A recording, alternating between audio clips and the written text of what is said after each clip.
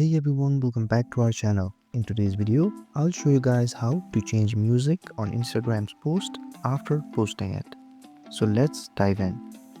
Before we dive in, there's something important to clarify. On Instagram, once you posted a story, reel or feed post, you cannot directly change the music on that post. Instagram does not allow editing music on posts that are already live. However, I'll show you some simple workarounds to fix this issue. First, go ahead and tap on your Instagram app. If it is a reel or story, the best option is to delete the post and re-upload it with new choice of music. But before deleting, make sure you have saved your video. If you want to change any captions or locations, you can change it from here.